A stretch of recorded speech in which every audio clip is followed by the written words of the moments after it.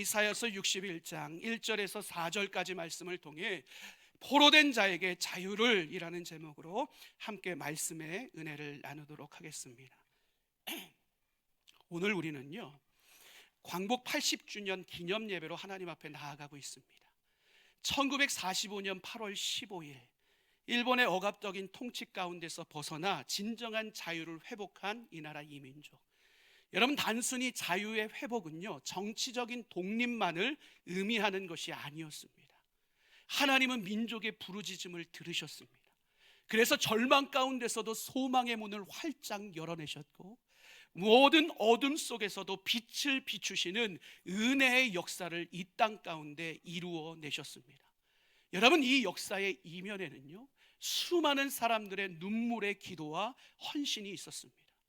우리 앞서 살펴보신 우리 영상 광고에서 나왔던 것처럼요, 믿음의 선조들, 그리고 수많은 순교자들이요, 이 땅의 회복을 위해서, 복음의 징역이 확장되기를 위해서 목숨 바쳐 이 나라를 지키기 위해 애쓰고 노력했습니다. 한국교회는 수많은 핍박과 고통과 죽음의 현장 속에서도 끝까지 이 나라를 지키기 위해 참 바닥에 무릎을 꿇었고, 하나님을 향해 이 나라를 지켜주시도록 간구했습니다. 하나님은 그 간구를 외면하지 않으셨습니다. 그리고 하나님의 때에 귀한 은혜의 회복의 역사를 이 땅 가운데 허락해 주셨습니다. 이 나라 이민족은 그렇게 은혜 가운데 세워진 나라요 민족입니다. 그리고 지금을 살아가는 우리에게는 하나님이 주신 은혜를 끝까지 지켜놔야 될 사명이 우리 가운데 주어졌음을 우리는 절대로 잊지 말아야 됩니다. 그렇다면 어떻게 하면 우리가 이 악한 세대 속에서도 하나님이 주신 은혜를 끝까지 지켜나가며 이 땅 가운데 진정한 자유와 회복을 선포하는 삶을 살아갈 수 있을까? 여러분, 오늘 우리가 함께 읽은 이사야 61장은요, 절망의 한 복판 속에서 전해지고 있는 아주 소중한 소망의 메시지입니다. 여러분, 그 당시 이스라엘 백성들은요, 자신들의 죄로 인해서요, 삶의 모든 것을 다 잃어버린 채 바벨론의 포로로 끌려갔습니다. 그러니 그의 인생들이 어땠겠습니까? 결코 소망이 없습니다. 하나님의 은혜는 자신들의 삶과 이제는 무관한 것으로 여겨지기 시작했습니다. 그럼에도 불구하고 하나님은 그들을 외면하지 않으셨습니다. 그래서 이사야 선지자를 통해서 그들의 상한 마음을 고치시고 포로된 자를 자유케 하실 것이라는 분명한 약속의 메시지를 그들에게 전하셨습니다. 참으로 감사한 사실은요, 이 하나님의 약속의 말씀이 말씀대로 이루어지는 축복을 이스라엘 백성들이 경험하게 됩니다. 그런데 그것이 끝이 아니었습니다. 여러분, 누가복음 4장을 보면 예수님께서 공생애를 시작하시면서요, 이 이사야 선지자의 말씀을 인용하여서 복음을 선포하시는 것을 보게 됩니다. 예수님께서는 선포된 이사야 선지자의 말씀이 바로 나의 사역을 통해서 이 땅 가운데 온전히 성취될 것이라는 분명한 메시지를 이 땅 가운데 전하셨습니다. 무엇을 의미하는 것입니까? 죄와 사망의 포로로 끌려다니고 있는 인류를 구원하기 위해서 이 땅 가운데 오신 예수 그리스도, 우리의 구원자이시오 회복자이신 예수 그리스도, 우리 모두가 그분 안에 온전히 거할 수 있다면 죄와 사망의 권세가 이 땅을 지배할지라도, 절망의 환경 가운데 우리의 삶이 놓여질지라도 우리는 그곳 가운데서도 여전히 은혜의 역사를 써내려갈 수 있고 참된 회복과 자유를 선포하는 삶을 온전히 살아낼 수 있음을 예수님께서는 우리에게 선언해 주신 것입니다. 여러분, 참으로 감사한 사실은 하나님은 오늘도 우리의 삶과 가정과 공동체와 이 나라 이민족 가운데 이와 같은 회복의 역사를 끊임없이 지속적으로 이루어가기를 원하고 계신다는 사실입니다. 그래서 오늘 하나님께서 우리에게 선포하시는 내용이 무엇이에요? 우리 1절 말씀 함께 읽도록 하겠습니다. 함께 읽습니다. 주 여호와의 영이 내게 내리셨으니 이는 여호와께서 내게 기름을 부으사 가난한 자에게 아름다운 소식을 전하게 하려 하심이라. 나를 보내사 마음이 상한 자를 고치며 포로된 자에게 자유를, 갇힌 자에게 노임을 선포하며. 아멘. 여러분, 여기서 우리가 주목해 봐야 될 단어가 있는데 바로 기름 부으심입니다. 여러분, 기름 부으심이라는 것은요, 성경에서요, 하나님께서 특별한 목적을 이루기 위해서 어떤 특별한 사람들을 구별하여 세우실 때 하나님께서 특별한 예식으로 거행했던 것, 그것이 기름 부음이었습니다. 특별히 왕, 제사장, 선지자를 세울 때 하나님께서 특별한 기름 부음의 예식을 행하셨는데, 이 기름 부음의 예식을 통해서 그들은요, 직분과 지위만을 받는 것으로 끝나는 것이 아니라요, 그 직분과 지위를 충분히 감당해낼 수 있는 능력과 사명까지도 부여받았다는 사실입니다. 여러분, 그렇다면 이 기름 부음의 의미를 우리가 함께 살펴봤는데, 예수님은 어떤 존재세요? 이 땅에 존재하는 그 어떤 존재보다도 기름 부음 받기에 합당하신 분이 예수님이심을 우리는 분명히 깨닫게 됩니다. 예수님이 누구세요? 여러분, 이 땅에 하나님 나라의 통치를 이루기 위해서 왕 중에 왕이요 통치자 중에 통치자로 이 땅 가운데 오신 분이 바로 예수 그리스도이십니다. 예수 그리스도는 어떤 분이세요? 예수 그리스도는 이 땅 가운데 모든 죽어가는 인류를 구원하는 놀라운 역사를 단 한 번의 제사로 이루시기 위해 바로 이 땅 가운데 대제사장으로 오신 분이 예수 그리스도이십니다. 예수 그리스도는 어떤 분이세요? 예수 그리스도는 이 땅의 모든 무너진 질서를 다시 회복하고 그들이 소망의 자리 가운데로 나올 수 있도록 진리를 선포하기 위해 이 땅 가운데 선지자로 오신 분이 예수 그리스도이십니다. 여러분, 이 예수 그리스도 위에 하나님께서 성령의 기름을 부으셨습니다. 그리고 기름 부음의 사명을 받은 예수님께서 어떤 사명을 감당하셨어요? 가난한 자에게 복음을 전하셨습니다. 상한 자를 치료하셨습니다. 포로된 자에게 자유를, 갇힌 자에게 노임을 선포하는 사역을 감당하셨습니다. 즉 예수님은 자신에게 주어진 기름 부음의 능력과 사명을 통해요, 이 땅 가운데 진정한 회복과 해방의 사역을 온전히 이루어내셨습니다. 그리고 이제요, 그 예수님의 기름 부음의 사명을요, 예수님의 몸된 교회와 성도들인 우리에게 맡겨주셨다라는 사실을 여러분, 우리는 분명히 기억해야 됩니다. 오늘 우리로 이 사명 감당할 수 있도록 예수님께서 우리 가운데 이루신 일이 무엇이에요? 보혈로 우리를 정결케 하셨고 우리를 구원의 자리에 세워주셨습니다. 우리의 삶의 자리 가운데 성령의 기름을 부어주심으로 말미암아 하나님 나라의 백성으로 인쳐주셨습니다. 오늘 우리의 삶의 한복판에서 빛과 소금의 역할을 감당하며 거룩함을 드러내는 왕같은 제사장의 자리에 우리를 견고히 세워주셨습니다. 그리고 요한복음 20장 21절에서 우리를 향해 예수님 무엇이라고 선언하셨습니까? 아버지께서 나를 보내신 것과 같이 나도 너희를 보내노라 분명하게 선언하셨습니다. 여러분, 그러게 오늘을 살아가는 우리의 삶의 모습이 어때야 됩니까?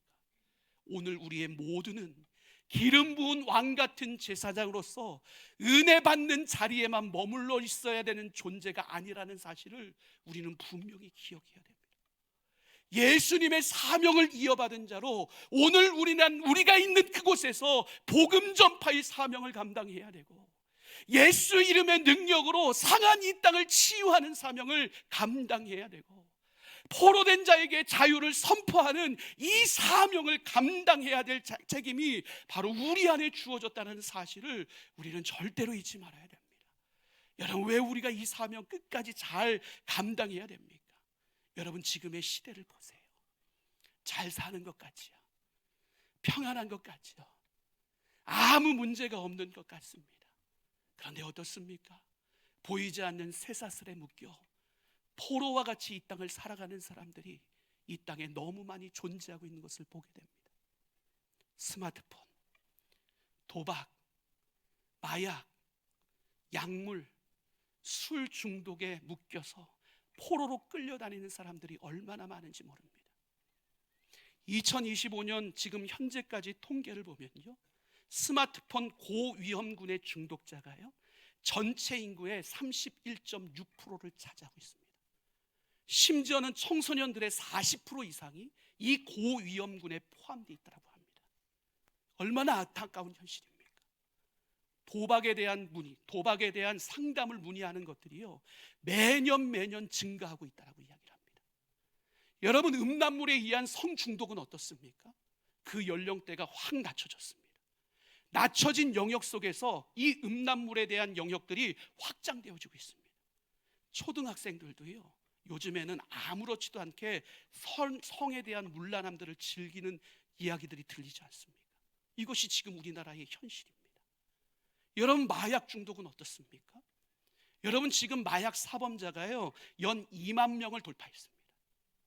최고치를 기록했습니다. 10대, 20대의 인원이요 30%를 차지하고 있습니다. 여러분, 이 나라 이 민족이 이와 같이 끔찍한 상황을 마주대하고 있다는 사실이에요. 코로나 이후에요, 술과 약물 중독은 더 급증했다라고 이야기를 합니다.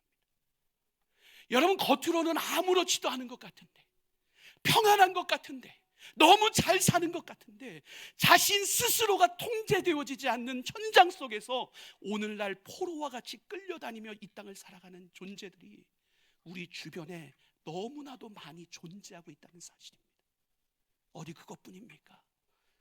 직장에서의 문제, 학업의 실패, 관계의 갈등으로 인해서 마음이 무너져 어떤 소망도 희망도 찾지 못하고 삶의 의미 없이 살아가는 수많은 사람들, 절망과 우울증에 빠진 채 그것의 포로로 끌려다니는 수많은 사람들이 이 땅에 존재하고 있습니다. 실제로요, 대한신경정신의학회에서 발표한 2024년 통계자료에 보면요, 여러분, 우리나라 국민의 우울증으로 진단을 받은 사람이요 100만 명이 넘는다고 합니다. 진단을 받은 사람이니까요, 진단받지 않은 사람까지 포함하면요, 우울증의 내면의 포로로 끌려다니는 사람이 이 땅에 얼마나 많은 것입니까? 20대 친구들이요, 번아웃 증후군이라는 이상한 증후군에 빠져서요, 열정도 잃어버리고 꿈도 잃어버리고 희망도 잃어버린 채 오늘을 살아가고 있다고 이야기를 합니다. 세상에서의 세계의 시선이 우리를 향해서 무엇을 이야기하고 있는 줄 아십니까? 대한민국은, 한국은 굉장히 부지런한 나라인데 참 많이 지쳐있는 나라라고 평가할 정도입니다. 여러분, 이것이 우리나라 현실입니다.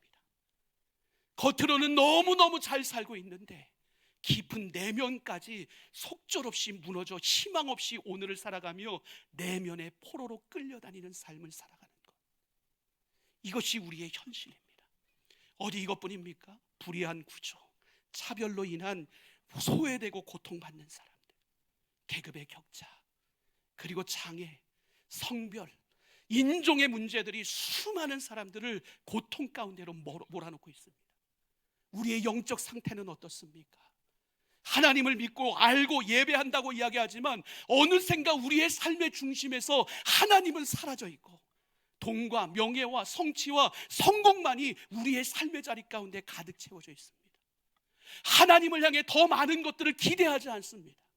은혜는 나와 상관없는 일이라고 평가합니다. 그리고 오늘 형식적인 예배자로 하루하루를 살아가는 영적 깊은 잠에 빠져있는 수많은 사람들이 이 땅 가운데 있습니다. 어떤 형태로든 어떤 환경으로든 다양한 감옥 가운데 갇혀 참된 자유를 갈망하며 살아가고 있는 시대가 바로 지금의 시대가 되었습니다. 즉, 지금의 시대는요, 그 어떤 시대보다 더욱더 강한 자유함과 회복의 역사가 필요한 때입니다. 바로 이 일을 위해 예수님께서 이 땅 가운데 오셨습니다. 바로 죽음의 길을 걷고 있는 수많은 영혼들을 위해 예수님께서 이 땅 가운데 오셨습니다. 그리고 이제 그 예수님의 기름 부음의 사명을 예수 그리스도의 몸된 교회와 성도들인 우리에게 분명하게 맡겨주셨다는 사실입니다. 여러분, 그렇다면 여러분, 이 사명을 받은 우리가 언제까지 영적 특권을 누리는 자리에만 견고하게 서 있으려고 하겠습니까? 기름 부음을 받았다는 것은요, 은혜 받았다는 것을 넘어서 우리 가운데 책임이 부어야 됐다는 것을 의미함을 기억해야 됩니다. 어떤 책임이요? 복음 전하는 책임이요, 상처 입은 자들 치유하는 책임이요, 낙심한 자들을 위로하는 책임이요, 묶여있는 자들을 풀어내는 것을 선포하는 책임, 즉 이 땅에 하나님의 은혜의 역사를 이루는 책임이 바로 우리 가운데 주어졌음을 우리는 절대로 잊지 말아야 됩니다. 여러분, 우리는 이 책임을 회피해서는 안 됩니다. 오늘 하나님 우리에게 뭐라고 말씀하세요? 2절에 보니까 아주 두 가지 중요한 선언을 하나님께서 하십니다. 한 가지는 여호와의 은혜에, 그리고 다른 한 가지는요, 우리 하나님의 보복의 날입니다. 여러분, 이 두 표현이요, 상반된 표현이죠. 그런데 이 두 표현은요, 한 주제 속에서 일어납니다. 어떤 주제요? 하나님의 구원의 역사라는 주제예요. 여러분, 그 하나님의 구원의 역사 가운데 복음을 받아들이는 자는 하나님의 은혜의 때에 회복의 역사를 체험할 수 있는 것이고, 여전히 죄와 불의 가운데 빠져 있는 자는 하나님의 공의로운 심판 가운데 설 수밖에 없음을 분명히 전하고 있는 내용입니다. 그런데 여기서 중요한 것이 있습니다. 이 말씀을 예수님께서 누가복음에서 또 한 번 인용하십니다. 근데 그 말씀의 내용을 보면 예수님께서요, 여호와의 은혜의 때에 대해서 말씀하시고 그 다음 부분에 대해서는 침묵하고 계신다는 사실입니다. 무엇을 의미하는 거예요? 예수님께서 이 땅 가운데 처음 오신 목적, 초림의 목적은 심판에 있는 것이 아니라는 거예요. 구원과 회복의 은혜의 역사를 이루기 위해 예수님께서 이 땅 가운데 초림하셨다는 사실입니다. 여러분, 예수님께서 이 놀라운 은혜의 사역을 시작하셨어요. 그리고 주님 다시 오실 때까지 바로 예수를 믿는 우리를 통해 이 땅 가운데 그 하나님 나라를 세워나가는 역사를 끊임없이 이어가기를 예수님은 원하고 계신다는 사실이에요. 그래서 하나님은 오늘 우리를 기름 부은 사명자로 끝까지 부르십니다. 그래서 하나님은 오늘 우리를 이 땅 가운데 은혜의 해를 선포할 자로 간절하게 부르고 계신 것입니다. 그러기에 사랑하는 성도 여러분, 오늘 이 세대를 살아가고 있는 우리 모두가 이 주님의 거룩한 부르심 앞에 기쁨으로 응답하는 삶을 살아갈 수 있기를 주님의 이름으로 간절히 축원합니다. 여러분, 우리가 이 부르심의 사명을 분명히 알고요, 오늘 우리가 복음에 합당한 삶을 우리가 있는 모든 곳에서 살아내기 시작하면 갇힌 자들이 열려지는 은혜가 반드시 이루어집니다. 상처 입은 자들이 치유하는 역사가 반드시 일어납니다. 모든 것 가운데 묶여있는 자들 가운데 결박의 역사가 반드시 이 땅 가운데 일어납니다. 여러분, 우리가 어떻게 그것을 확신할 수 있습니까? 이것이 바로 전능하신 하나님의 약속이기 때문에 그렇습니다. 하나님은 우리에게 어떤 약속을 주세요? 우리 3절 말씀 함께 읽어보실까요? 함께 읽습니다. 무릇 시온에서 슬퍼하는 자에게 화관을 주어 그 죄를 대신하며 기쁨의 기름으로 그 슬픔을 대신하며 찬송의 옷으로 그 근심을 대신하시고 그들의 의의 나무 곧 여호와께서 심으신 그 영광을 나타낼 자라 일컬음을 받게 하려 하심이라. 아멘. 하나님 뭐라고 말씀하세요? 하나님께서 기름 부은 자의 사명 감당을 통해 우리 안에 온전한 회복의 역사를 일으키실 것이라고 말씀하고 있는 것을 보게 됩니다. 단지 한순간의 기분 전환이 아닙니다. 단지 한순간의 감정을 만져주는 터치가 아닙니다.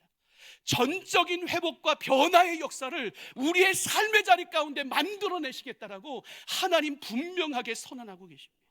어떤 회복의 역사요? 모든 절망을 잔치자리로 바꿔주시겠다라고 말씀합니다. 모든 슬픔을 영광으로 바꿔주시겠다라고 말씀하십니다.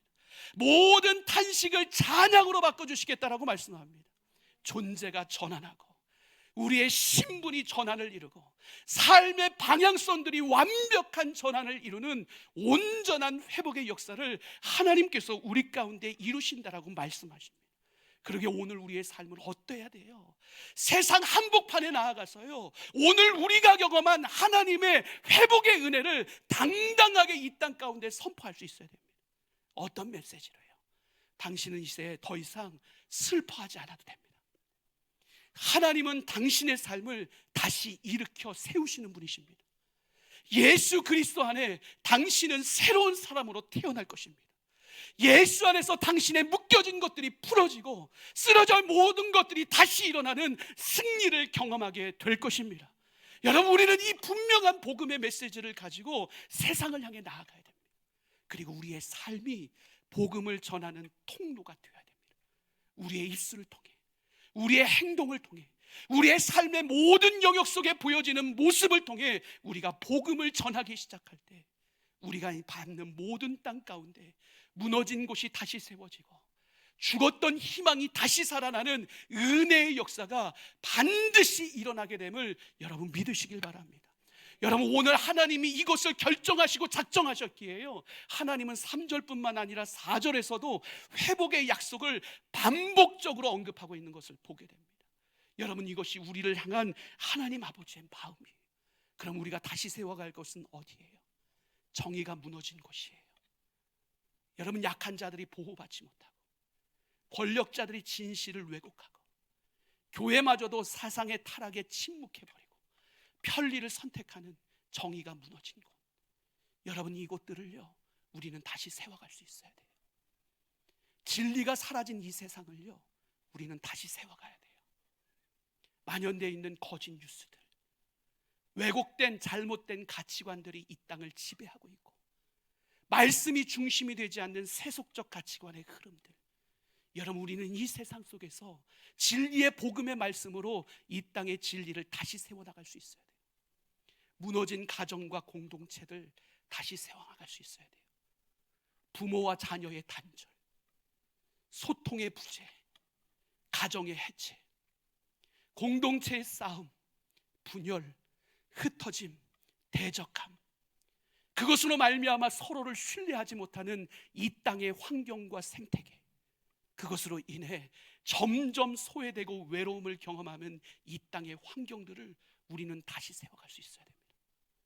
하나님은 우리 모두를 이 다시 세움의 사역의 사명자로 부르셨음을 우리는 분명히 기억해야 됩니다. 그러기에 부모는 무너진 자녀의 마음을 다시 세울 수 있어야 됩니다.